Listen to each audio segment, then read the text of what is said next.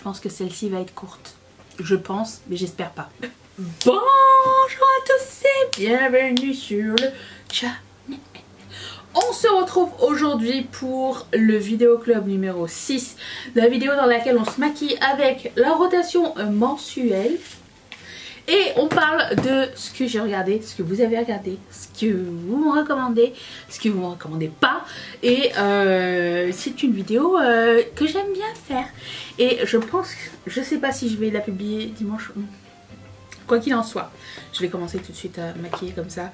Je vais pouvoir avancer rapidement. Quoi qu'il en soit, ce week-end, donc samedi ou dimanche, c'est les journées gold.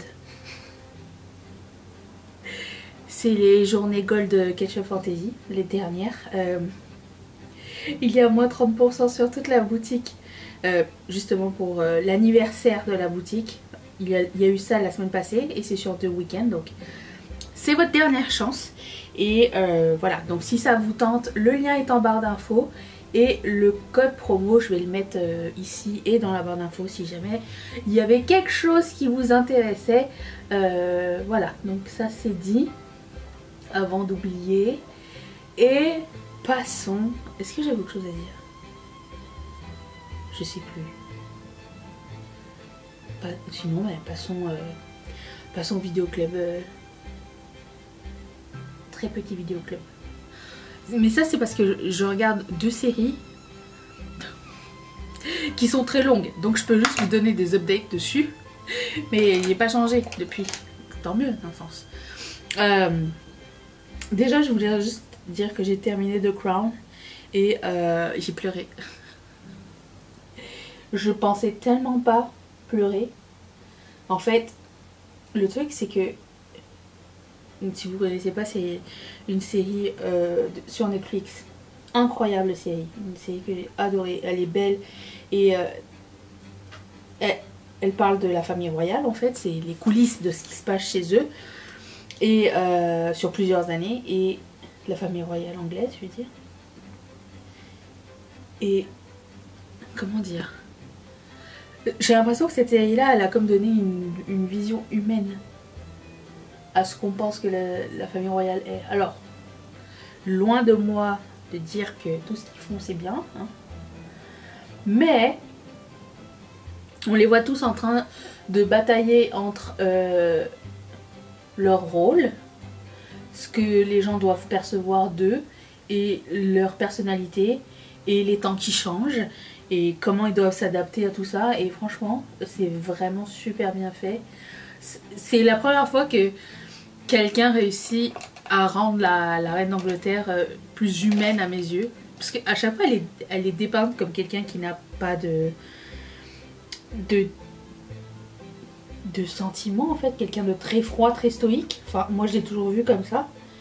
Et en fait, là, cette série... l'a rendu plus sympathique et un peu plus mélancolique aussi. Et franchement, ça fait du bien de voir. Ça fait du bien à voir. Je sais pas ce qui est vrai ou pas. D'après ce qu'on m'a dit, et ça m'étonne pas du tout, et parce que je m'étais posé la question, est-ce que oui, la reine et la couronne, en fait, toute la couronne, a un œil sur cette série-là? Est-ce qu'ils doivent donner leur accord sur tout? Dans ma tête, c'était évident que oui, mais je me suis dit, qu'est-ce qui est le vrai du faux, genre? Qu'est-ce qu'ils nous ont caché et qu'est-ce qu'ils ont embelli et qu'est-ce qu'ils ont... Je sais pas, j'ai l'impression que toute la vérité n'est pas là et on ne saura jamais, et tant pis, tant mieux. Hein. J'ai pas fait de recherche à ce sujet, mais je me demande à quel point ils étaient impliqués dans le tournage du truc. Alors d'autant plus que je trouve que ça a rendu la fin encore plus triste, sachant qu'elle est décédée. Et je sais pas pourquoi, mais j'ai pleuré alors que c'est pas genre le personnage le plus attachant de l'univers, quoi. Et voilà, donc j'ai fini ça et franchement, si vous n'avez jamais vu The Crown, je vous envie.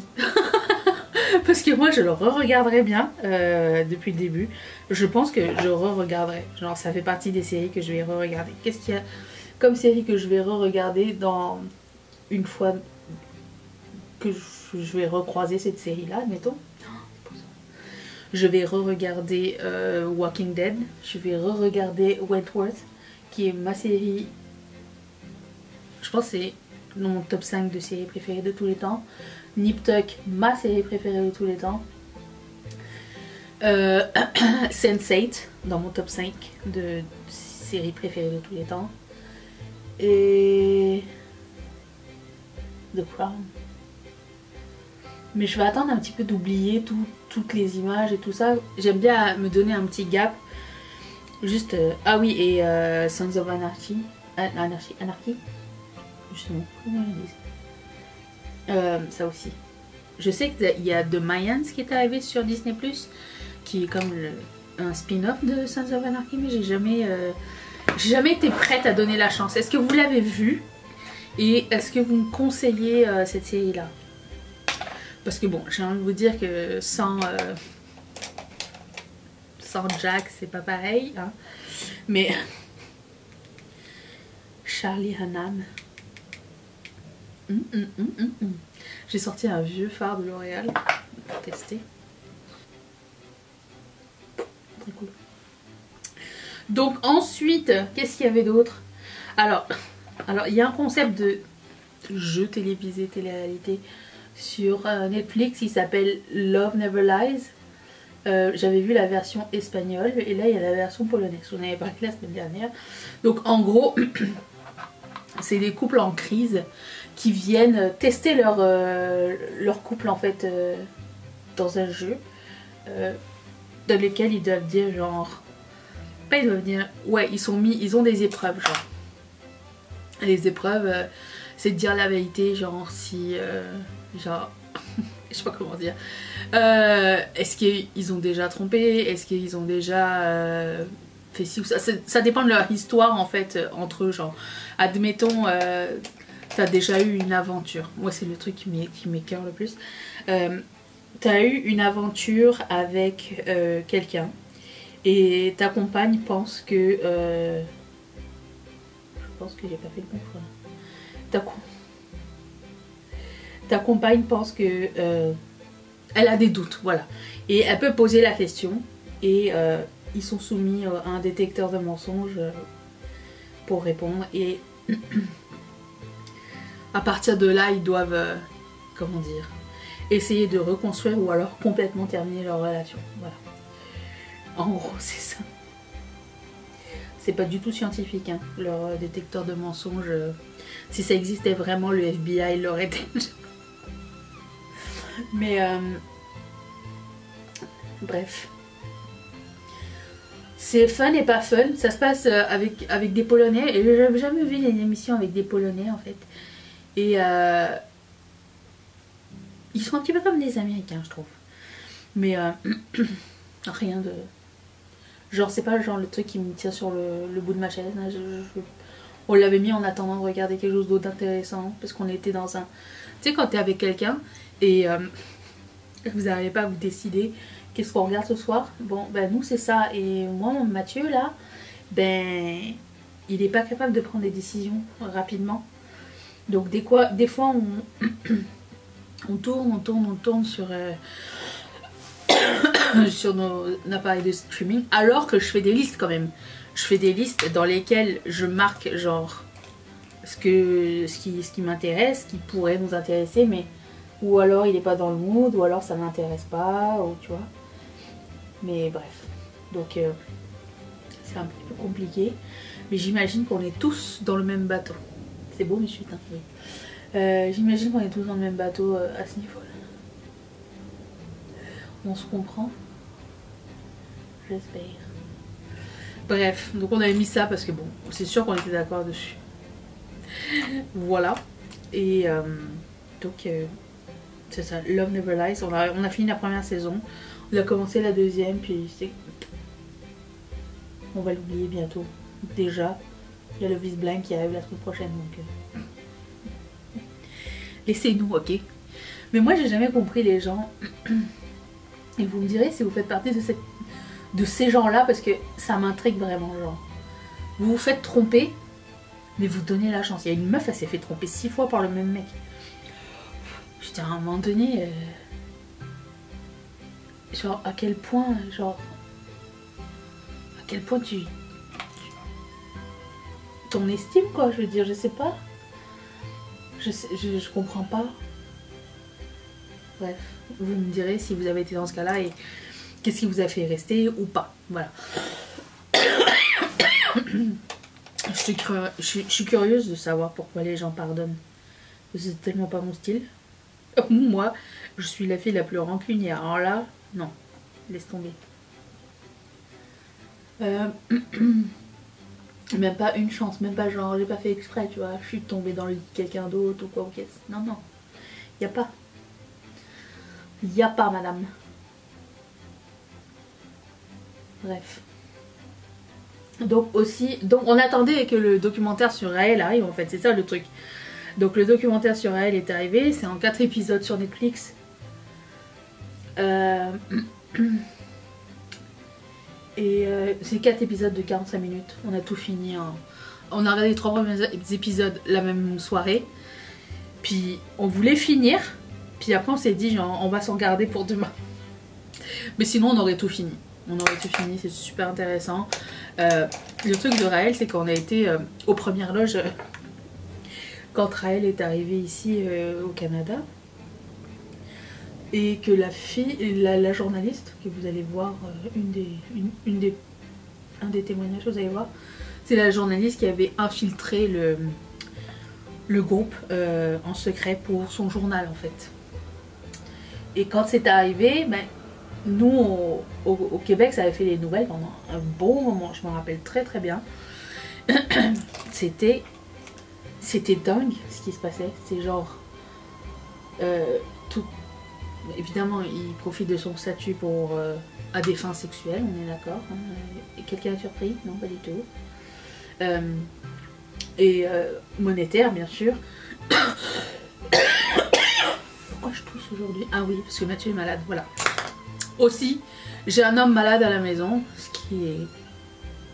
Vous savez ce que c'est. Est-ce que j'ai besoin d'expliquer? Non, pas vraiment. Mais il n'est pas à la maison, il a décidé d'aller travailler. Mais il était tellement malade qu'il me fait genre...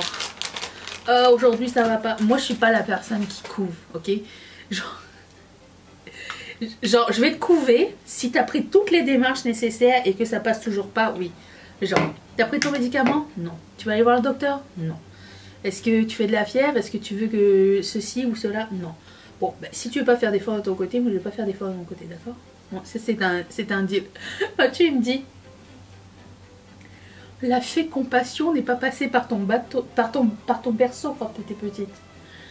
Mais j'ai dit, mais il y a compassion et aussi genre aide-toi toi-même quoi. Je veux dire, est-ce que tu as été voir un docteur? Est-ce que tu trouves que c'est assez grave pour aller voir un docteur? Non. Bon alors, est-ce que c'est assez grave pour que je m'inquiète? Non. Alors bon, on est d'accord sur cette chose-là. Je sais, je suis une sans cœur, mais en même temps, je ne suis pas docteur. Donc il faut arrêter aussi de...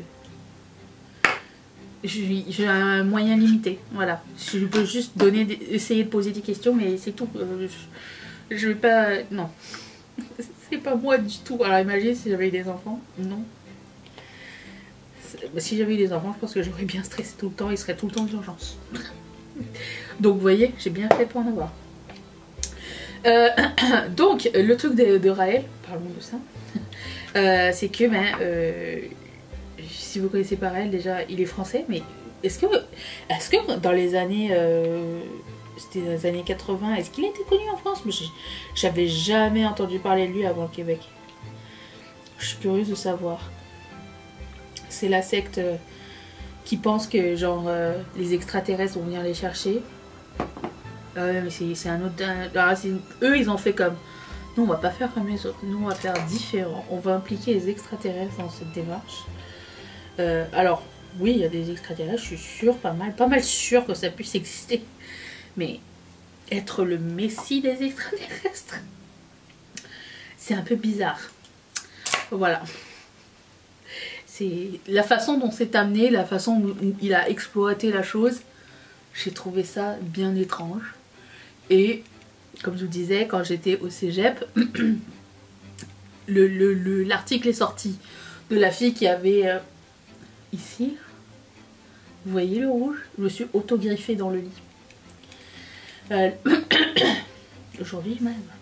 Aujourd'hui, qu'est-ce que je dis? Oui, l'article est sorti, donc on en parlait beaucoup à l'école, il passait à la télé, genre tout le monde en parle et tout ça, il était partout.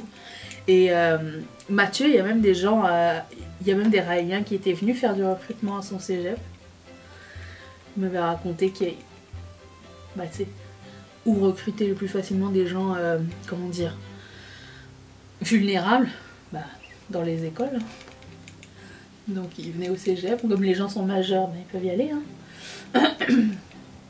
Et moi j'étais tellement, mais tellement genre intriguée par cette histoire que j'ai acheté le livre de cette journaliste. Je me rappelle très très bien. Et ça me fascine de voir à quel point l'histoire est grosse, et plus c'est gros et plus les gens y croient, quoi. Ça m'a... Je sais pas, ça m'a... Je sais pas, je me suis dit mais comment les gens ils ont les yeux fermés surtout. Les gens croient ce qu'ils veulent croire. Ça a toujours été le secret, ça a toujours été ça. Mais alors là c'était quand même, c'était énorme comme histoire. C'était pas... Genre... Si c'est pas... Après je vais dire, c'est pas comme Dieu, si Dieu t'avait parlé. Dieu et les extraterrestres, j'ai vu aucun des deux dans ma vie, donc ça peut être l'un ou l'autre. Hein. À bien y penser. Mais je sais pas. Le fait aussi que ça arrive au Québec et que ce soit genre si proche et qu'on voit des Raéliens quand on sort, c'était vraiment bizarre comme histoire. Et je me suis dit mais c'est pas possible, c'est un canular cette histoire, c'est pas vrai. Surtout au moment donné où ils ont décidé de faire des clones humains et qui disaient avoir réussi à... Mais non, c'est pas... Non. Moi je suis la sceptique numéro 1, je peux pas croire à tout. Imagine si les Raéliens ils avaient eu Instagram, mais il y avait eu TikTok à l'époque. Ça aurait été... Je sais pas, il y en a peut-être aujourd'hui. Je sais pas, j'ai pas regardé. Je ne veux pas savoir, non. Ce que le documentaire dit, c'est qu'en fait on a la vision de tout le monde, même Raël fait partie du documentaire, donc juste vous dire que ça ça a apporté de la plus-value au truc. C'est un personnage que j'aime vraiment beaucoup détester, donc voilà, c'est... Et ça a toujours été d'ailleurs, mais c'est les personnes que t'aimes bien détester qui te fascinent le plus. C'est pas un secret ça.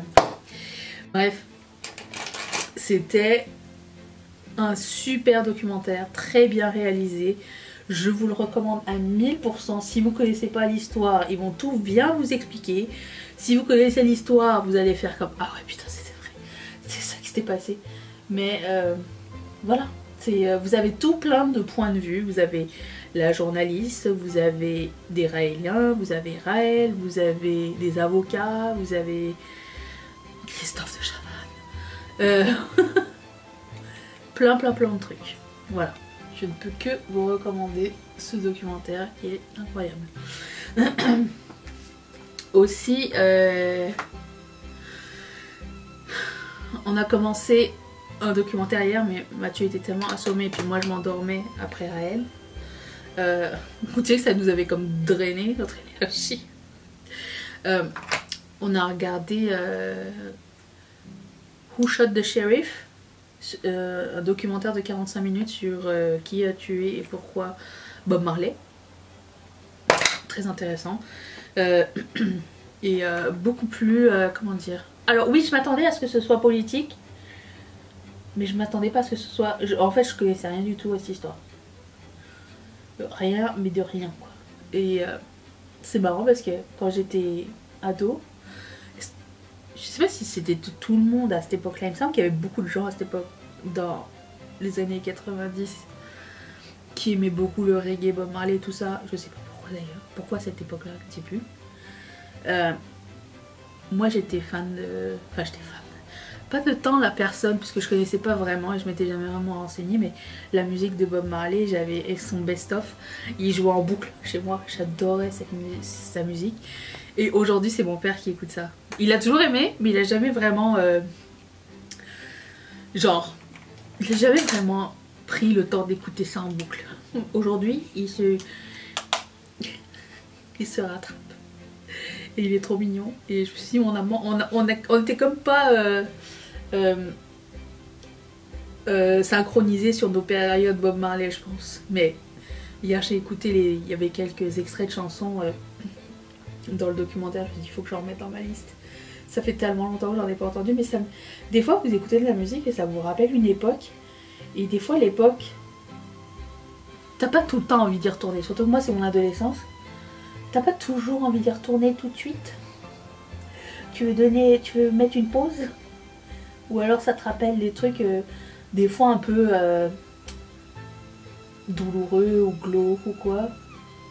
Parce que je me rappelle avoir écouté ça quand j'étais dans une période où vraiment, tu sais, l'adolescence où tu penses que personne te comprend. J'étais cette période-là.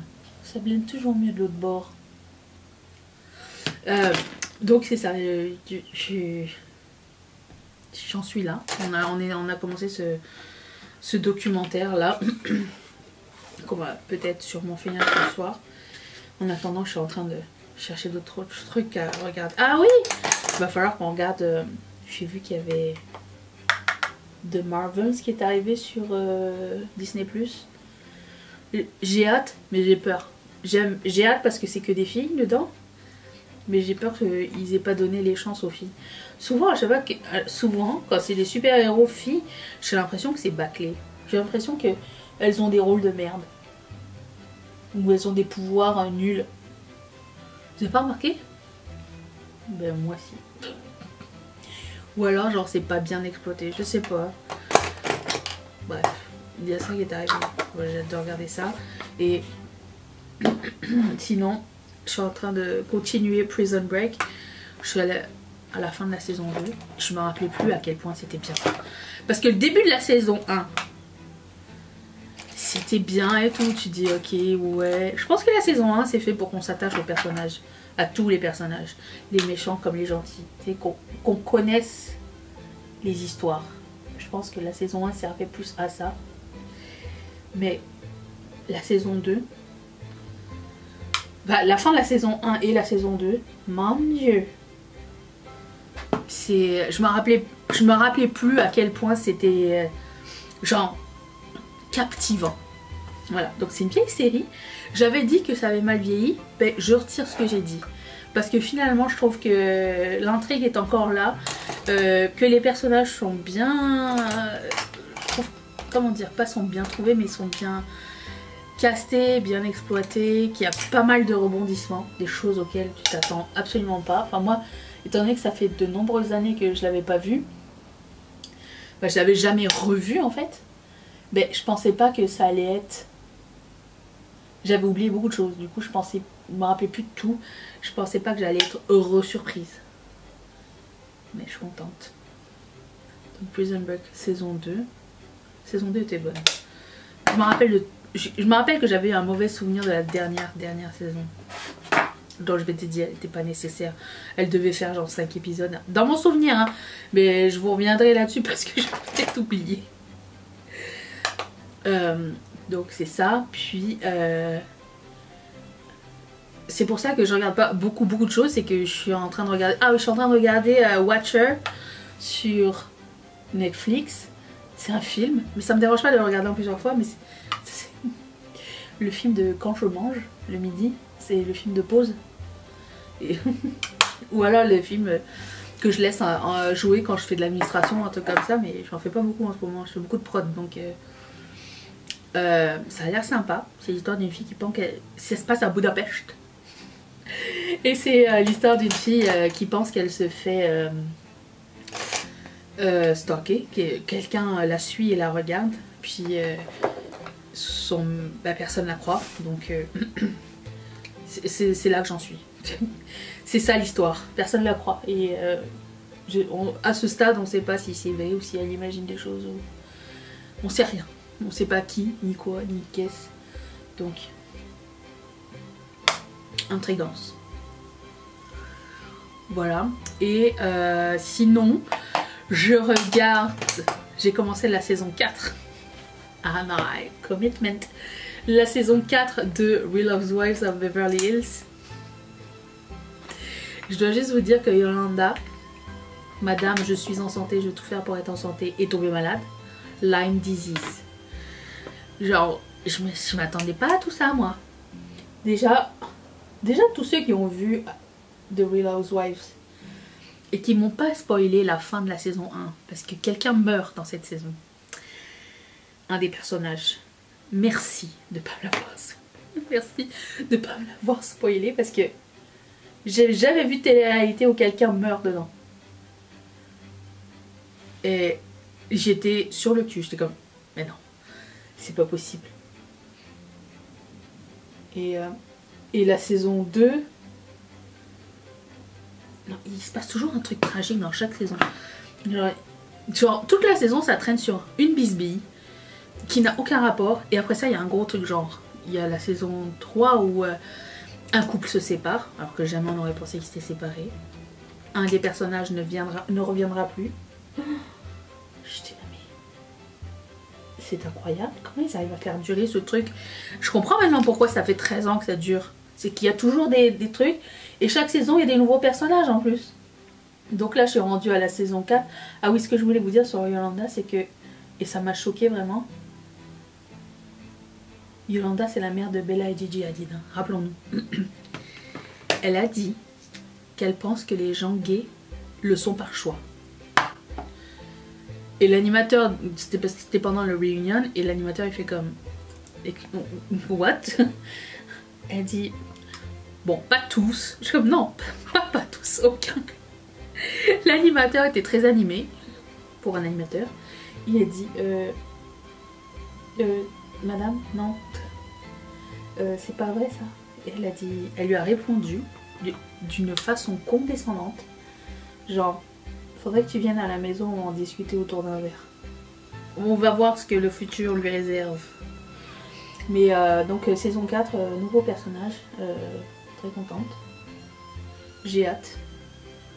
C'est la dame qui a appelé ses enfants, comment elle les appelait? Cross, comme une croix, Mystery et Destiny. Destiny. Et elle s'appelle... Je sais que c'était le nom d'un hôtel. Carlton, voilà, c'est ça. C'est ça son prénom. Après bon, tu comprends. Bref. J'en suis là. Ne me spoilez bien, ne me spoilez rien du tout. Parce que je me délecte de tout ça. Voilà. Sur ce, je vais finir mon make-up. C'est tout? C'est tout ce que j'avais à dire? Oui. Je vais finir mon make-up. Et je vous reviens pour le look final. Est-ce que vous êtes prêts? Attention! Voilà, je dois vous dire que mon make-up ne crease pas encore, ce qui est bizarre. En général, les fards gras sur Glamlight aussi, ça crease. La seule chose que j'ai changé, parce que celui de... Qu'est-ce que j'avais mis il n'y a pas longtemps, mais ça n'avait pas creasé non plus. Bella Butterbar. J'avais mis ça. J'avais juste ici qui avait creasé parce que j'ai cet œil qui coule, mais le reste est resté impeccable toute la journée. Et aujourd'hui, rien ne se passe. Je suis en train de me demander est-ce que ce serait pas mon eau tonique que j'ai changé. Vous savez ça. C'est la seule chose que j'ai changé, mais je mets toujours ça comme chez ma lait tonique hydratant. Et j'en mets pas sur les yeux d'habitude. Mais j'en mets genre ici. Est-ce que c'est ça qui a changé quelque chose? C'est la seule chose. Nous ne voyons pas d'autres explications. Sur ce, cette vidéo est terminée. J'ai mis un rouge à lèvres de la rotation, celui-ci de Maybelline, qui s'appelle Nude Nuance. Tout est dans la barre d'infos. Et un crayon à lèvres de Colourpop. J'espère que cette vidéo vous a plu. J'ai hâte de vous lire. À savoir qu'est-ce que vous avez vu, qu'est-ce que vous avez aimé, qu'est-ce que vous me recommandez, qu'est-ce que vous ne me recommandez pas. Et je vous retrouve demain pour... alors je sais pas quand est-ce. Je sais pas quand est-ce que j'ai posté cette vidéo. C'est samedi ou dimanche. Quoi qu'il en soit, je ne serai pas là lundi. Donc on se retrouve après. Voilà. Bye.